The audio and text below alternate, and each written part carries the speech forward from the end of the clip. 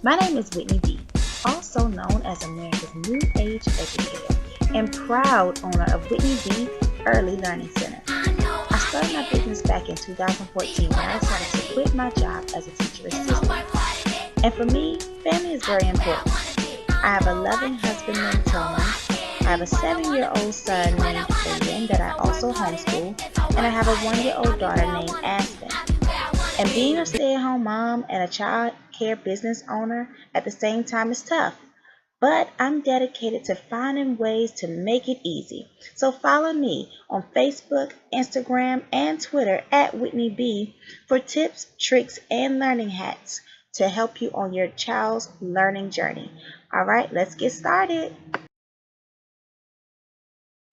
Alright, so let me just warn you that this activity is extremely messy. See, look at the finished product. It's messy. It is very messy, but it's fun, but messy. Alright, so let's get started. For this activity, you'll need a few things. You're going to need some red and blue paint. You're also going to need a container to put the paint into. You'll need aluminum foil. You'll need to pre-cut a letter F. You'll need some construction paper, scissors, glue, and a whole lot of patience.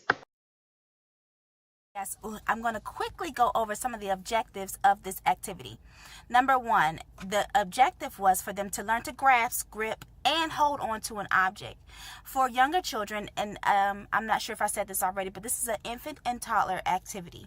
So, meaning that this activity was specifically designed for them to learn to grasp, grip, and hold. And believe it or not, you can use this with older children. It's just at this particular time, I decided to use it for younger children.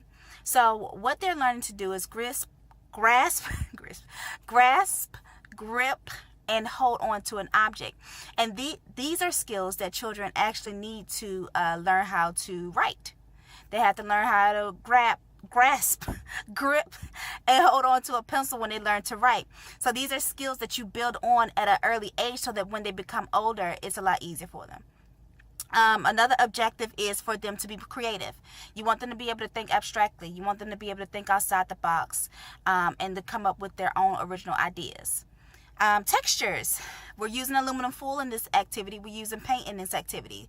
Two totally different textures. With textures, it teaches children how to make sense of the world around them. They understand what is going on around them by the way things feel. And believe it or not, they also associate texture, feel, taste, all the 5 senses. They pretty much associate those things with how the world around them works. So they pretty much just use their senses to make sense of the things that they see on a regular basis. So I chose to use textures to help them understand that some things are bumpy, some things are smooth, some things are this, some things are that.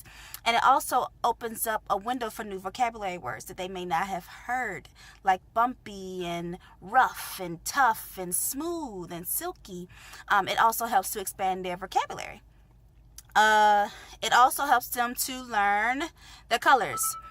During this activity, we use the colors red and blue, primarily because I wanted them to recognize their primary colors, but all their colors really. But in this activity, I wanted them to focus on red and blue, mainly because those were the only colors I had at the time.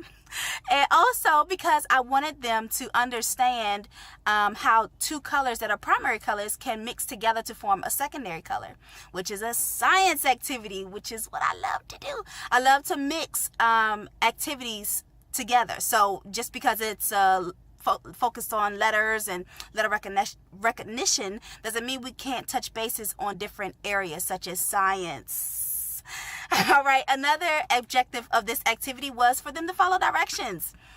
I say little commands to them within this activity, and I want them to follow through and go through with what I said for them to do.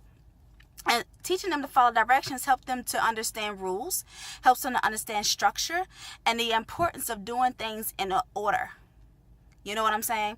So those are very, very important skills. Another thing that I wanted them to learn through this activity is how to be independent, how to do things on your own. Through this activity, you'll rarely see me putting my hands in there and guiding them how to do the painting and how to move their hands and do it this way and do it that way. I rarely do that. One, because I don't want to stifle their creativity, and two, because I want them to be as independent and feel as independent as they want to feel at 1 and 2 years old. They want to feel like they're in power of their, not in power, like they're in charge of their own environment. Look, I'm silly, but no, they want to feel like they're in charge of their environment. They want to feel like they are the ones who are making the decisions in the world around them. So I always give them opportunities to do that. And in this activity, they felt like they could. You know, I get to hold my own thing. I get to move it how I want to do it. I want to do it this way. I want to do it. Okay, so that's what they were able to do. And believe it or not, this is a wonderful, wonderful way for them to learn to be independent.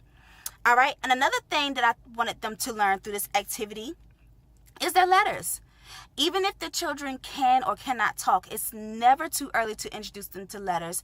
Letters in the alphabet, how they look, how they structure, the sounds they make, whatever. It's never too young. They're never too young to be exposed to letters and alphabet and letter recognition. They're never too young for that. So anytime I can expose my infant and toddlers to those things, I love to do that. And so those are the objectives of this activity. I hope you guys enjoyed this. Be sure to follow me on my Facebook, Instagram at Whitney B Early Learning Center or Whitney B. And I'd love to hear how you guys did this activity, or give me feedback on what you thought. Or if you've tried this activity and you enjoyed it, send me something. Let me know. Show me pictures. I want to see what you guys did. All right, let's go. Yes, I'm going to quick. Alright, so we begin this activity with a pre-cut letter F and some paint. These are just some pictures of what exactly happened. So again, I told you guys this is an infant and toddler activity, and I allowed them to kind of do their own thing.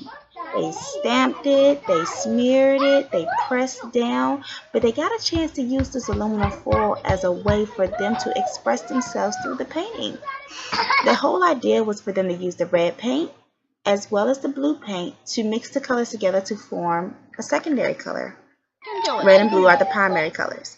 They got a chance to independently pour the paint into the containers and to scoop it onto their aluminum foil and to smear it on their letter F. As they're smearing it, we're talking about the letter F. We're talking about the colors. We're talking about how it feels. We're talking about textures. All these conversations are important because they're learning throughout this whole process.